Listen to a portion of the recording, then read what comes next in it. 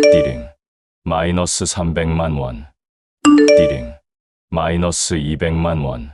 5번 울리고 제 통장은 마이너스가 됐습니다. 시작은 정부 지원 한 줄 문자였습니다. 안녕하십니까. 저는 올해 67세 서울 노원구 상계동 골목 어귀에서 25년째 작은 분식집을 운영하고 있는 김철수입니다. 제 가게 이름은 송할머니 분식, 돌아가신 어머니 이름을 따서 지었어요. 가게 평수는 6평 남짓, 테이블 4개가 전부입니다. 매일 새벽 4시 반에 눈을 뜹니다. 50년 넘게 새벽잠이 없었거든요. 5시가 되면 가게로 나와서 하루를 시작합니다. 첫 번째 일은 떡볶이, 국물 우리기. 멸치와 다시마를 넣고 1시간 반 동안 끓입니다. 국물 맛이 떡볶이의 생명이거든요. 그 다음은 순대 삶기. 새벽 6시에 도매상에서 가져온 순대를 정성껏 삶아냅니다. 김이 모락모락 올라오는 게 하루의 시작을 알려줍니다. 튀김 기름도 갈아야 하고 김밥용 단무지도 썰어야 하고 할 일이 참 많습니다. 하지만 이 모든 게 제 일상이에요. 손님들은 대부분 동네 어르신들. 아침 7시부터 50대 아주머니들이 김밥 싸달라고 오십니다. 점심때는 공사장 아저씨들, 오후엔 학생들이 떡볶이 먹으러 와요. 하루 매출이 보통 15만 원에서 20만 원 정도 됩니다. 재료비 빼고 가게 월세 빼고 나면 한 달에 300만 원 정도 남아요. 그런데 이 300만 원이 우리 집 살림살이 전부입니다. 집 월세가 80만 원, 관리비하고 공과금이 30만 원, 아내 당뇨 병원비가 50만 원, 손자 학원비가 60만 원. 계산해보면 늘 빠듯합니다. 그래서 조금씩이라도 모아두려고 통장에 돈을 넣어둡니다. 급한 일이 생겼을 때를 위해서요. 500만 원. 이 돈이 얼마나 소중한지 여러분은 모르실 거예요. 500만 원이면 우리 가족 3달 밥값, 겨울 난방비 석 달치, 아내 당뇨약 6개월치, 손자가 아프면 병원에 갈 수 있는 돈, 무엇보다 마음의 평안을 주는 돈이었어요. 뭔가 일이 생겨도 이 돈이 있으니까 괜찮다는 안정감을 주는 돈. 제가 매일 새벽부터 밤까지 허리가 아파도 다리가 부어도 참고 일해서 모은 소중한 돈. 아내는 늘 걱정합니다. 당신 나이가 이제 70인데 언제까지 이렇게 일할 거예요? 저는 늘 같은 대답을 해요. 괜찮소. 건강하니까. 우리 손자 대학 갈 때까지는 일해야지. 그런데 어느 날부터 몸이 예전 같지 않더라고요. 아침에 일어날 때 허리가 아프고 저녁에 가게 정리할 때 다리에 힘이 없어집니다. 그래도 포기할 수는 없어요. 이 가게가 우리 가족의 전부니까. 이 500만 원이 우리 가족의 마지막 보루니까. 그런 소중한 돈이 단 하루 만에 사라질 줄 꿈에도 몰랐습니다. 그날도 평범한 화요일이었어요. 아침에 손님이 많이 왔고 점심시간에도 바빴습니다. 김밥 20줄을 팔았으니 꽤 좋은 하루였죠. 저녁 8시쯤 마지막 손님이 나가시고 가게 정리를 시작했습니다. 설거지하고 바닥 닦고 내일 재료 준비하고 계산기로 하루 매출을 정리하면서 생각했어요. 오늘도 무사히 지나갔구나.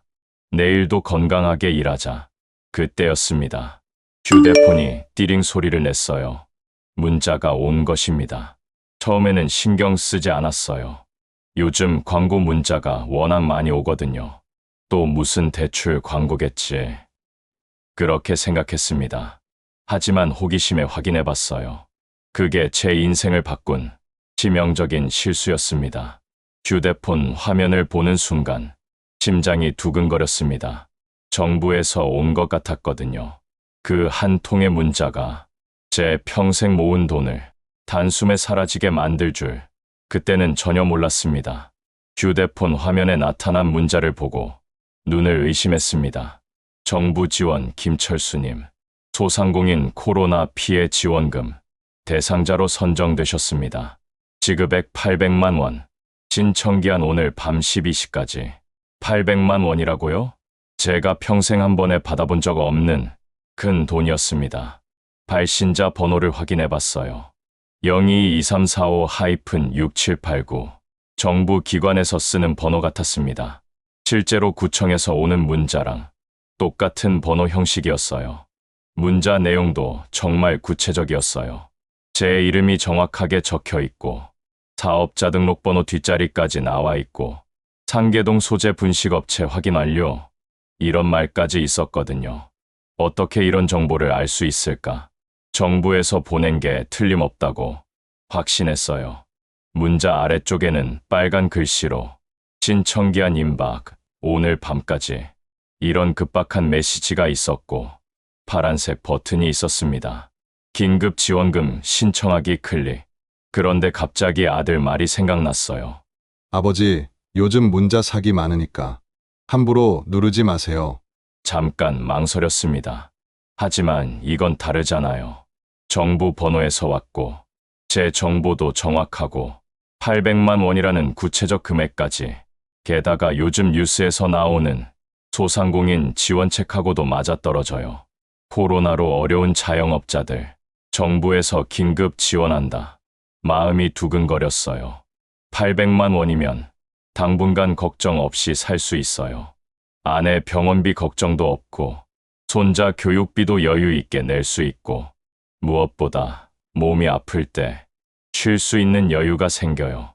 요즘 허리가 많이 아픈데 마사지도 받을 수 있고 신청기한 오늘 밤 12시까지 이 문구가 저를 재촉했어요. 지금이 오후 8시이니까 4시간밖에 안 남았거든요. 더 이상 망설일 시간이 없다고 생각했어요. 결국 그 파란 버튼을 손가락 끝으로 톡 눌렀습니다. 화면이 바뀌면서 새로운 페이지가 나타났어요. 정말 정부 사이트 같았어요. 맨 위에 태극기가 선명하게 있고 대한민국 정부 긴급지원금 신청 이라고 큰 글씨로 적혀 있었어요. 행정안전부 주관, 중소벤처기업부 협력 이런 공식적인 문구도 있었고요.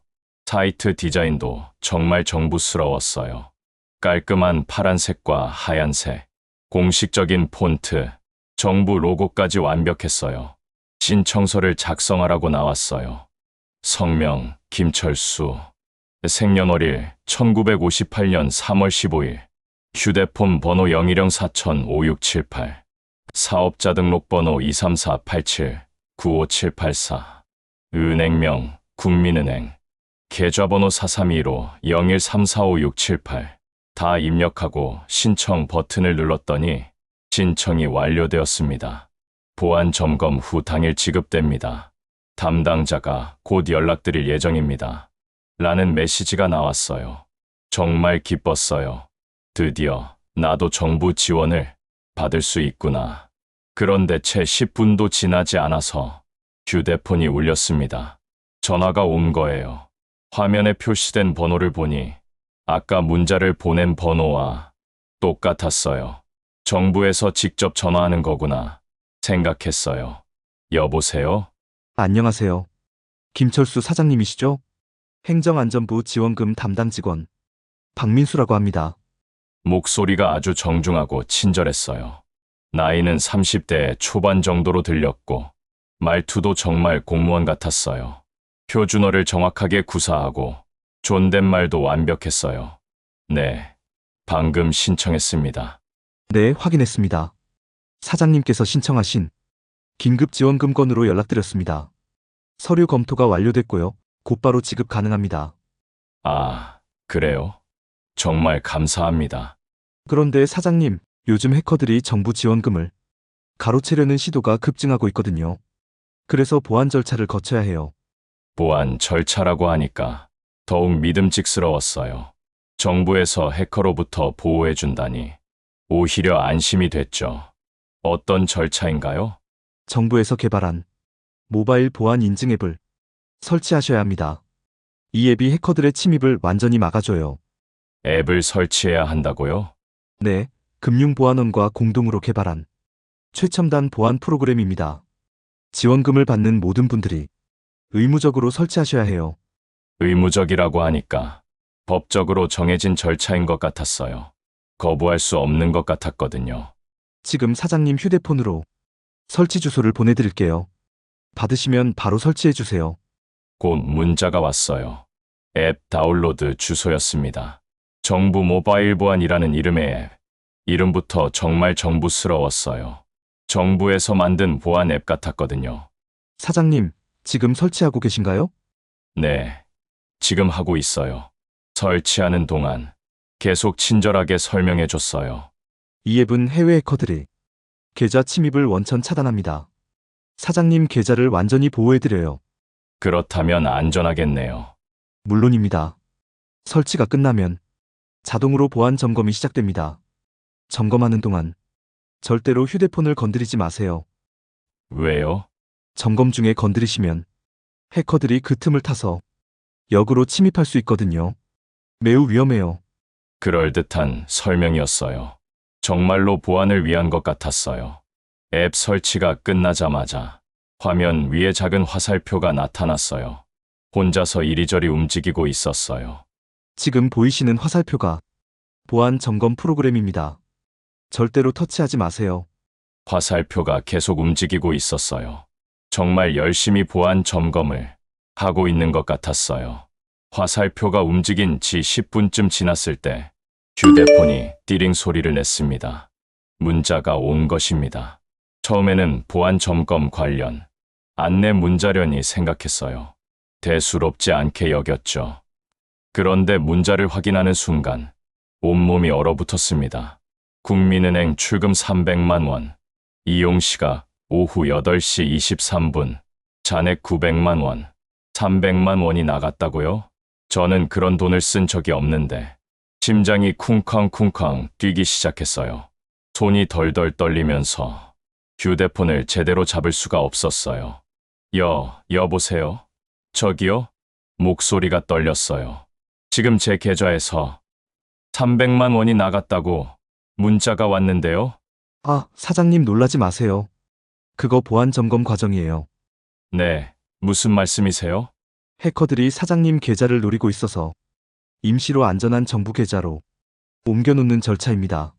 정부 계좌로 옮긴다고요? 네, 보안 점검이 끝나면 다시 사장님 계좌로 돌려드려요. 그때 지원금 800만 원도 함께 입금됩니다. 그럴듯하게 설명했지만 뭔가 이상했어요. 왜 제 허락도 없이 돈을 옮기죠? 그런데 그때 또 띠링 소리가 났어요. 두 번째 문자였습니다. 국민은행 출금 200만 원, 이용시가 오후 8시 26분, 잔액 700만 원, 또 200만 원이 나갔어요. 가슴이 터질 것 같았어요. 숨이 막히고 어지러웠어요. 가게 벽에 기대지 않으면 쓰러질 것 같았어요. 저기요, 또 200만 원 나갔어요. 이게 대체 무슨 일이에요? 사장님 진정하세요. 지금 국제 해커 조직이 사장님 계좌를 공격하고 있어요. 국제 해커 조직이요? 목소리가 더욱 급박해졌어요. 정말 위급한 상황인 것처럼 들렸어요. 네, 중국발 해커들이 대규모 공격을 시도하고 있어요. 이미 사장님 개인정보가 해외 서버로 유출됐습니다. 그럼 어떻게 해야 해요? 지금 더 큰 피해를 막기 위해서 남은 돈도 전부 안전한 곳으로 옮겨야 합니다. 그 말을 듣는 순간 또 다시 띠링 소리가 났어요. 국민은행 출금 300만 원, 이용시가 오후 8시 29분, 잔액 400만 원, 또 300만 원이 사라졌어요. 이제 800만 원이 없어졌어요. 저는 휴대폰을 붙잡고 소리쳤어요. 안 돼요. 제발 멈춰주세요. 이거 제가 평생 모은 돈이에요. 가게 안에 제 절규가 울렸어요. 지나가던 동네 아주머니가 창문 너머로 걱정스럽게 쳐다봤어요. 사장님, 지금 패닉 상태시네요. 이럴수록 냉정해야 합니다. 더 큰 피해를 막으려면 저희 지시를 따르셔야 해요. 지시요? 무슨 지시요? 일단 다른 사람에게는 절대 말하시면 안 됩니다. 특히 가족에게는 더욱. 왜요? 왜 가족에게 말하면 안 돼요? 그때 또 문자 소리가 났어요. 네 번째 문자였습니다. 국민은행 출금 300만 원, 이용시가 오후 8시 32분, 잔액 100만 원, 1200만 원에서 100만 원으로 제가 알고 있던 잔액보다 훨씬 많이 빠져나갔어요. 저기요, 제가 알기로는 계좌에 500만 원 정도 있었는데 왜 1100만 원이 나간 거예요? 아, 그건 마이너스 한도가 자동으로 실행된 겁니다. 해커들이 그렇게 조작한 거예요. 마이너스 한도까지. 저는 그런 거 신청한 적 없는데 언제 자동으로 실행됐다는 거죠? 띠링. 5번째 문자. 국민은행 출금 100만 원. 이용 시각 오후 8시 35분. 잔액 0원. 모든 돈이 사라졌어요. 띠링. 6번째 문자. 국민은행 마이너스 한도 이용. 출금 30만 원. 잔액 마이너스 30만 원. 제 계좌가 마이너스로 바뀌었어요. 휴대폰 화면에 표시된 숫자들이 제 눈앞에서 춤을 추는 것 같았어요. 1200, 900, 700, 400, 100, 0, 마이너스 30. 중얼거리면서 현실을 받아들이려 했지만 머리가 하얗게 변했어요. 제 평생의 안전망이 단 20분 만에 무너졌어요. 그동안 모은 돈은 물론이고 빚까지 생겨버렸어요. 다리에 힘이 빠져서 가게 바닥에 주저앉았어요. 차가운 타일 위에 앉아서 멍하니 휴대폰만 바라봤어요. 화면 위의 작은 화살표는 여전히 성실하게 움직이고 있었고 제 인생은 실시간으로 무너지고 있었어요. 가게 밖에서는 사람들이 평범한 일상을 보내고 있었는데 제게는 모든 게 끝난 것 같았어요. 어떻게 이런 일이 목소리조차 나오지 않았어요. 그저 입술만 탈싹거렸어요. 그때 휴대폰이 또 울렸어요. 전화였습니다. 전화 속 목소리는 여전히 차분했어요. 마치 아무 일도 일어나지 않은 것처럼. 사장님, 상황이 매우 심각합니다. 국제 해커 조직이 본격적으로 개입한 상황이라 절대 다른 사람에게 말하시면 안 됩니다. 그럼 어떻게 해야 해요? 제 돈이 다 사라졌잖아요. 목소리가 떨렸어요. 온몸에 힘이 빠져서 제대로 서 있을 수가 없었어요. 지금 이 통화 내용도 감청당할 위험이 있습니다. 특히 가족에게 알리시면 가족들까지 표적이 됩니다. 가족이 표적이 된다는 말에 온몸이 오싹해졌어요. 집에는 아내와 며느리, 그리고 10살 손녀가 있거든요. 정말 가족이 위험해져요? 이미 사장님의 모든 개인정보가 해외 범죄 조직에 넘어갔습니다. 주소, 가족 구성원, 직장, 학교까지 다 파악하고 있어요. 목소리가 더욱 급박해졌어요. 지금 사장님 집 주변을 감시하고 있을 가능성이 높습니다. 나가서 확인해 보세요. 정말로 그럴까봐 무서웠어요. 가게 문을 조심스럽게 열고 밖을 살펴봤어요. 골목 입구에 검은색 승용차가 한 대 서 있었어요. 평소에 보지 못한 차였어요. 차 안에 사람이 앉아 있는 것 같기도 했고요. 차 보이시죠? 저희 쪽에서도 확인했습니다. 감시 요원일 확률이 높아요. 온몸이 떨렸어요. 정말로 우리 가족이 감시받고 있다는 거예요? 그럼 어떻게 해야 해요? 일단 집에 가서 평소처럼 행동하세요. 절대로 가족들 앞에서 이 일을 언급하지 마세요. 내일 아침 일찍 다시 연락드리겠습니다. 내일요? 네, 밤사이 수사팀에서 범인들을 추적할 예정입니다. 내일이면 해결책을 찾을 거예요. 전화가 끊어졌어요. 저는 가게 한가운데 서서 어떻게 해야 할지 몰랐어요.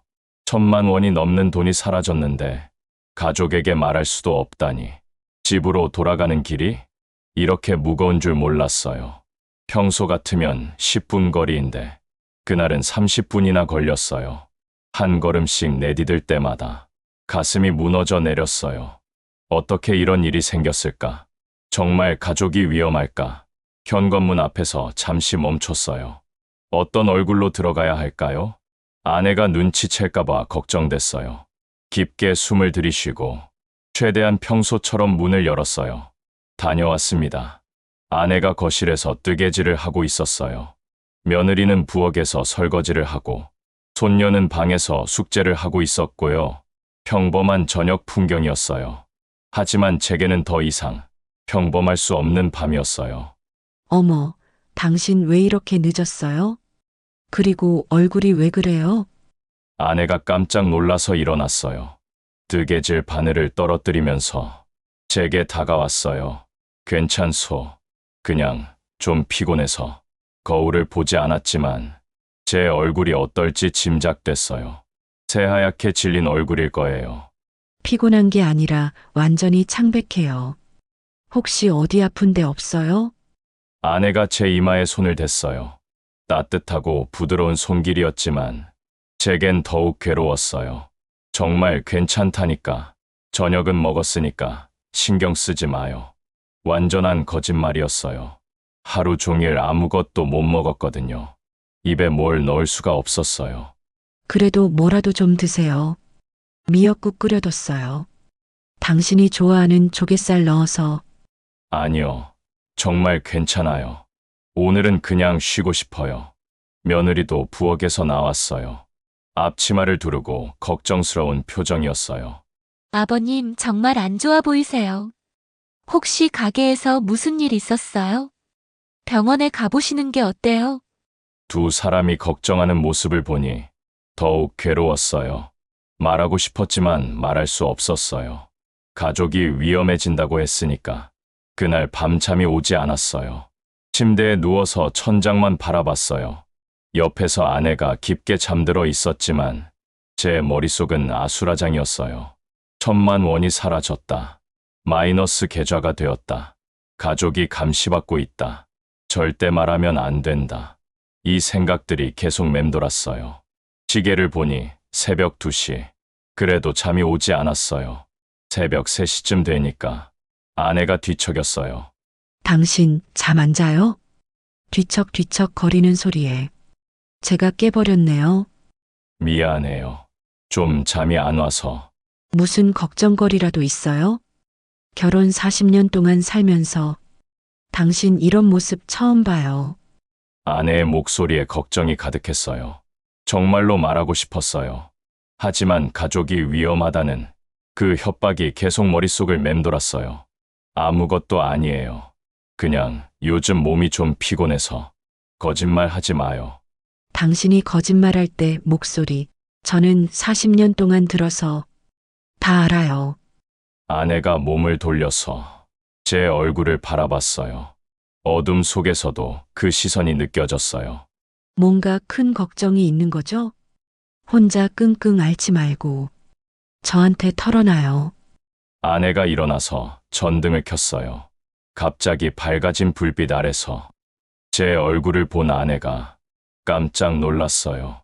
어머나, 당신 눈이 완전히 빨갛네요. 게다가 이마에 식은땀까지. 이게 도대체 무슨 일이에요?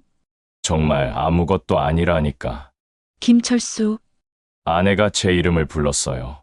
결혼 이후 처음 들어보는 엄한 목소리였어요. 우리 결혼한 지가 몇 년인데 이런 식으로 속이려고 해요? 저를 바보로 아세요? 아내의 목소리에 화가 섞여 있었어요. 40년 결혼 생활에서 아내가 이렇게 화낸 건 정말 오랜만이었어요. 그때 갑자기 눈물이 쏟아졌어요. 참고 있던 눈물이 터진 거예요. 아내 앞에서 우는 것도 몇십 년 만이었어요. 당신 왜 울어요? 대체 무슨 일이 있었어요? 아내도 따라서 울기 시작했어요. 제가 우니까 덩달아 우는 거예요. 제발 말해봐요. 뭐가 그렇게 힘들어요? 혼자 끙끙 앓지 말고 저한테 다 털어놔요. 말하고 싶었어요. 너무너무 말하고 싶었어요. 하지만 가족이 위험하다는 그 협박 때문에 입을 열 수 없었어요. 미안해요. 정말 미안해요. 조금만 시간을 주세요. 내일이면 해결될 거예요. 시간을 달라고요? 당신이 이렇게 힘들어하는데 저보고 가만히 있으라고요? 아내의 목소리에 서운함과 배신감이 가득했어요.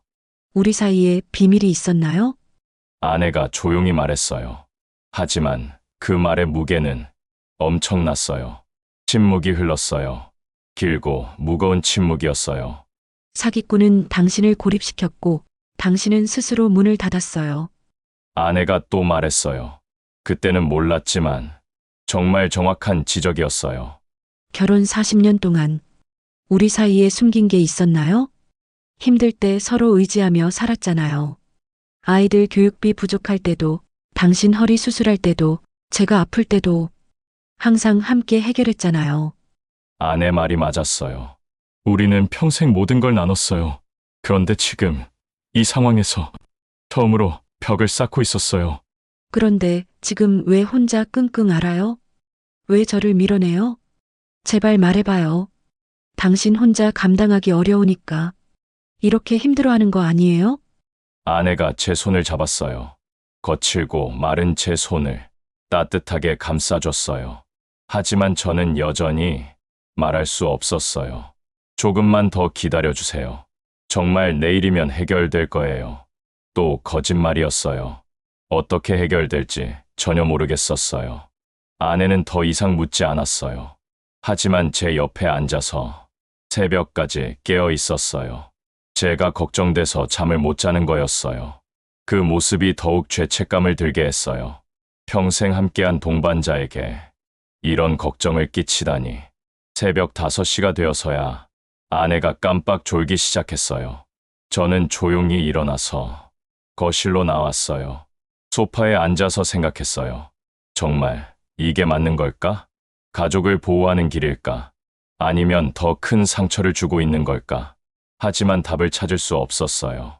500만 원은 신뢰와 안정감의 마지막 보루였습니다. 다음 날 아침, 더 이상 견딜 수 없었어요. 아내가 아침을 차려주면서도 계속 걱정스러운 눈으로 저를 봤어요. 당신 오늘도 가게 나가세요? 이 상태로는 일하기 힘들 텐데. 괜찮아요. 나가야죠. 며느리도 부엌에서 나와서 조심스럽게 말했어요. 아버님, 정말 병원에 가보세요.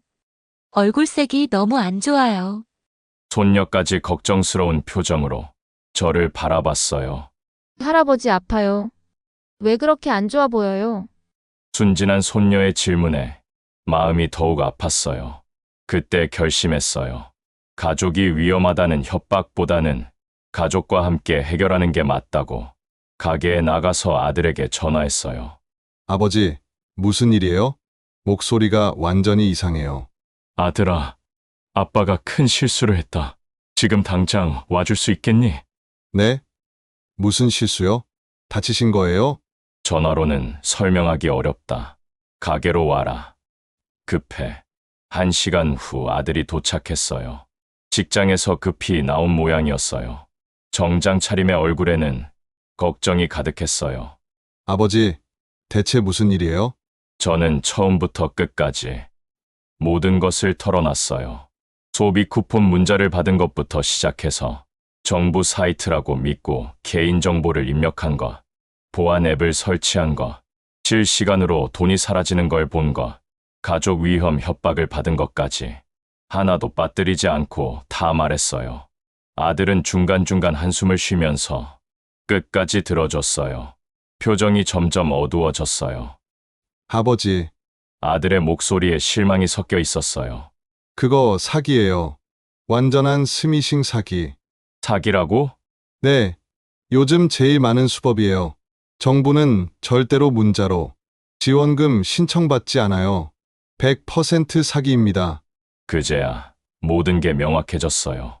정부 번호도 조작된 것, 공식적인 사이트도 가짜, 보안 앱도 해킹 프로그램, 친절한 공무원도 사기꾼, 가족 위험 협박도 완전한 거짓말.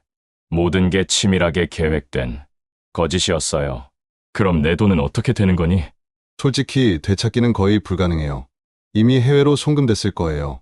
하지만 일단 경찰서에 신고해야 해요. 아들과 함께 노원경찰서에 갔어요. 사기 신고를 접수하는 데만 2시간이 걸렸어요. 경찰관도 비슷한 말을 했어요. 어르신, 요즘 이런 사기가 하루에 수십 건씩 들어와요. 특히 60대 이상 분들이 많이 당하십니다. 돈을 되찾을 수 있을까요?